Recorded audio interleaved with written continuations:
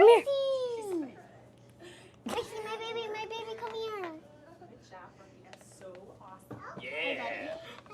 He's your brother. Big dog. Oh, that's okay, dude. It's okay. It's okay. It's okay. I don't think he likes being on camera.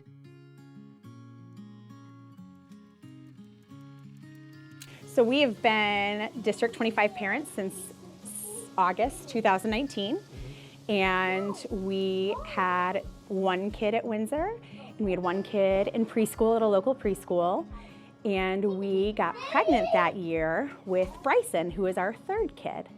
And we found out that year that Bryson has a very common genetic disability called Down syndrome.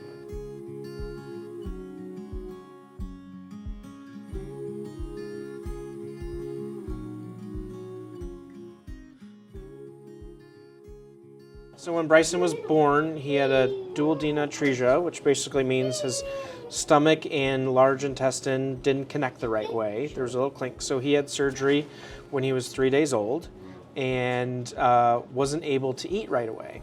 So then he needed to learn to eat, I think when he was 10 days old or something like that. Almost 2 weeks old. He old. finally got to eat out of a bottle. And then later, when he was 3 or 4 months old, he had open heart surgery and was in the hospital for another week. I mean, the District 25 and the Windsor community were so supportive during that time. We had teachers reaching out, sharing their stories. Kids were wearing red in Bradley's class. He was a first grader, so Yeah. Mrs. Galaska sent us a picture the surgery day of the whole class wearing red. Yeah. And it was those little communications, those little extra things that really helped us through a really difficult day.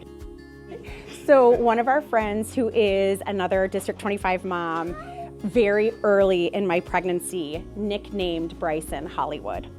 Shout out to Megan. Yeah. And since before he was born, he has absolutely risen to that nickname. And so, of course, when we told our friends in our community that he was going to be featured in Times Square, she was like, called it. Like 6 weeks pregnant, and I called it. So it's always been in his nature to kind of command attention. And so this opportunity to go to Times Square to help bring attention and advocacy and awareness to the Down syndrome community and the advocacy that the NDSS is responsible for has been a big honor and a privilege. Yeah.